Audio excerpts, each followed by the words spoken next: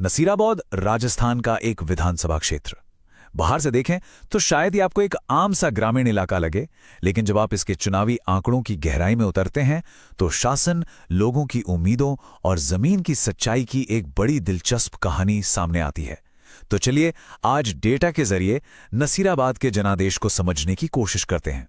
तो हमारा सफर कैसा रहेगा? देखिए, सबसे पहले हम जमीन की नब्ज पकड़ेंगे, मतलब वहां की असलियत को समझेंगे। फिर चुनावी डेटा क्या इशारे कर रहा है उसे डिकोड करेंगे। इसके बाद नतीजों का पूरा विश्लेषण होगा और आखिर में एक असरदार शासन के लिए क्या ब्लूप्रिंट हो सकता है, इस पर भी बात करेंगे। तो चलिए शुरू करते हैं। हम बात कर रहे हैं नसीराबाद की, राजस्थान का एक ऐसा ग्रामीण इलाका जहां की सियासत, आप कह सकते हैं कि वहां की मिट्टी, पानी की कमी और वहां रहने वाले अलग अलग समुदायों के आपसी ताने बाने से ही तय होती है। देखिए, नसीराबाद की एक पहचान रही है कि ये कांग्रेस का एक मजबूत किला माना जाता था और यहाँ की राजनीति की धुरी हमेशा से गुर्जर और जाट समुदाय रहे हैं। इन्हीं का सामाजिक समीकरण राजनीति की दिशा तय करता आया है। लेकिन अब ऐसा लग रहा है कि वहां की हवा बदल रही है, कुछ तो बदल रहा है। एक बात साफ समझनी होगी, नसीराबाद की सियासत किसी बड़ी आइडियोलॉजी या विचारधारा की लड़ाई नहीं है। नहीं, यहां की असली लड़ाई है रोजमर्रा की जिंदगी का संघर्ष। लड़ाई है पानी के लिए, 2 वक्त की रोटी के लिए, एक ठीक ठाक सड़क के लिए। और यही वो छोटे छोटे मुद्दे हैं जो असल में यहां हार जीत का फैसला करते हैं। और ये मत समझिएगा कि वहां का वोटर चुपचाप बैठा है या उसे कोई फर्क नहीं पड़ता। बिल्कुल नहीं। 75% से ज्यादा का टर्नआउट, ये आंकड़ा अपने आप में एक कहानी कहता है। ये चीख चीख कर बता रहा है कि लोग कितने जागरूक हैं, वो अपने वोट की कीमत जानते हैं और वो हिसाब मांगते हैं, जवाबदेही चाहते हैं। तो ठीक है, अब इन आंकड़ों में थोड़ा और गहरा उतरते हैं। देखते हैं कि ये नंबर, ये डेटा हमसे कहना क्या चाहता है। जब हम डेटा को खंगालते हैं तो 3 बड़े और साफ सिग्नल मिलते हैं। 3 ऐसी बातें जो नसीराबाद की पूरी पॉलिटिकल पिक्चर को हमारे सामने रख देती हैं। पहली, जीत का अंतर बहुत ही कम है। दूसरी, स्थानीय मुद्दे मतलब लोकल प्रॉब्लम्स हर चीज पर हावी हैं। और तीसरी, जाति और समुदाय का जो गढ़ है वो सब कुछ तय कर रहा है। अब जरा इस स्लाइड पे नजर डालिए। 2023 के चुनाव का नतीजा, बीजेपी की जीत का मार्जिन 0.63%। सोचिए, 1% से भी कम। इसे आप कोई बड़ी लहर या जबरदस्त मैंडेट नहीं कह सकते। बिल्कुल नहीं। ये साफ इशारा है कि वोटर कितना बटा हुआ है और नसीराबाद में एक एक वोट की क्या कीमत है। तो फिर फैसला किस बात पर हो रहा है, ये जानना बहुत जरूरी है। देखिए, लोगों की नाराजगी का कारण बड़ी बड़ी नेशनल डिबेट्स नहीं है। उनकी नाराजगी का कारण है उनकी अपनी जिंदगी की सच्चाई। पानी की किल्लत, टूटी सड़कें, खेती में हो रहा घाटा, असल में यही वो मुद्दे हैं जो सरकार के खिलाफ माहौल बनाते हैं। और ये जो आप चार्ट देख रहे हैं, ये कहानी का एक और अहम हिस्सा है। ये साफ बता रहा है कि यहां जीतने का फॉर्मूला क्या है। फॉर्मूला है सोशल इंजीनियरिंग का। आपको गुर्जर और जाट, जो कि 2 बड़े समुदाय हैं, उनके साथ साथ मुस्लिम और एससी समुदाय जैसे दूसरे जरूरी ग्रुप्स को भी साथ लेकर चलना होगा।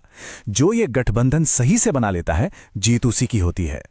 तो अब सवाल ये उठता है कि कांग्रेस का इतना मजबूत किला, ये गढ़, आखिर ढह कैसे गया? इसे समझने के लिए हमें थोड़ा पीछे जाना होगा, पिछले कुछ चुनावों की कहानी देखनी होगी। ये टाइमलाइन देखें, ये बहुत कुछ कहती है। 1993, 98, 2003, 2008, 4 चुनाव लगातार कांग्रेस जीतती है।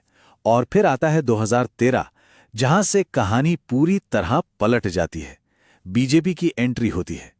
ये सिर्फ एक चुनाव का उलटफेर नहीं था, ये एक बड़े पॉलिटिकल शिफ्ट की शुरुआत थी। वो जो 2013 का चुनाव था ना, वो एक टर्निंग पॉइंट था। बीजेपी ने एक बहुत सोची समझी रणनीति अपनाई। उन्होंने जाट समुदाय के वोटों को अपने साथ जोड़ा, उन्हें एकजुट किया और इसी एक मूव ने कांग्रेस के इस किले को भेद दिया। ये एक क्लासिक केस स्टडी है कि कैसे आप सोशल इंजीनियरिंग से सामाजिक समीकरणों को बदलकर चुनाव का रुख पलट सकते हैं। और जब हम 75% जैसे बड़े वोटिंग टर्नआउट की बात करते हैं तो ये याद रखना बहुत जरूरी है कि हर वोट सिर्फ एक नंबर नहीं है। ये एक इंसान की आवाज है, उसके सम्मान की, उसकी जरूरतों की और एक बेहतर कल की उसकी उम्मीदों की आवाज। वोट डालना, अपनी बात कहना, ये एक बहुत बड़ी जिम्मेदारी भी है। और ऐसा नहीं है कि पार्टियां ये सब देख नहीं रही हैं, वो सुन रही हैं, वो समझ रही हैं। कांग्रेस का गुर्जर कैंडिडेट को टिकट देना या बीएपी जैसी पार्टी से गठबंधन करना, ये सब क्या है? ये जमीन पर बदलते समीकरणों का ही तो जवाब है। मतलब पॉलिटिकल सिस्टम रिस्पॉन्ड कर रहा है, वो रिएक्ट कर रहा है। तो ठीक है, हमने विश्लेषण कर लिया, कारण समझ लिए, पर अब सवाल है कि इससे सबक क्या मिलता है। अब हम बात करेंगे एक ऐसे ब्लूप्रिंट की, एक ऐसे रास्ते की जो सिर्फ चुनाव जीतने के लिए नहीं बल्कि जीतने के बाद नसीराबाद के लोगों की सेवा करने के लिए हो।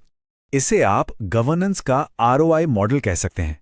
मतलब लोगों ने जो वोट का इन्वेस्टमेंट किया है उस पर रिटर्न।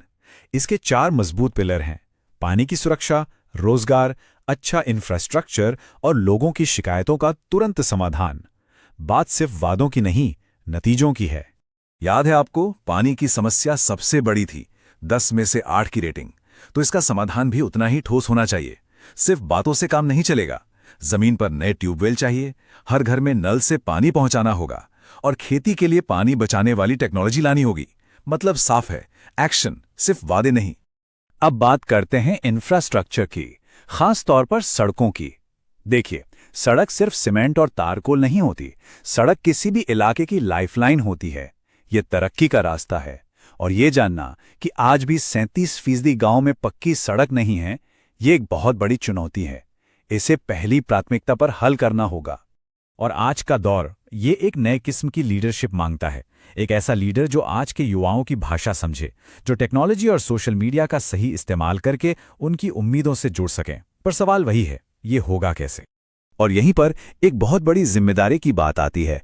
जब हम टेक्नोलॉजी के जरिए लोगों के फोन तक पहुंचते हैं तो उनकी निजी जानकारी हमारे पास एक अमानत की तरह होती है। उनकी सहमति सबसे ऊपर है। ये बात पवित्र है। भारत का डेटा प्रोटेक्शन कानून भी यही कहता है। उनके पर्सनल डेटा का इस्तेमाल बहुत ही ज्यादा सम्मान और जिम्मेदारी के साथ होना चाहिए। तो आखिर में नसीराबाद की ये जो कहानी है, ये सिर्फ एक सीट की कहानी नहीं है। ये असल में पूरे देश की सियासत के लिए एक आईना है। इसमें एक चेतावनी छुपी है और एक नया रास्ता भी दिखाई देता है। चेतावनी क्या है? चेतावनी बिल्कुल साफ है। जब लोगों की बुनियादी जरूरतें पूरी नहीं होती, जब उनके सम्मान से जुड़ी छोटी छोटी चीजें नजरअंदाज होती हैं, तो उनका सब्र टूट जाता है। और सियासत में याद रखिए, कोई भी किला हमेशा के लिए अभेद्य नहीं होता। तो फिर रास्ता क्या है? विजन क्या है? विजन है सेवा की राजनीति का। एक ऐसी पॉलिटिक्स जिसका मकसद सिर्फ सत्ता पाना नहीं, सेवा करना हो। एक ऐसी राजनीति जो जमीन पर काम करके नतीजे देकर लोगों का भरोसा जीते।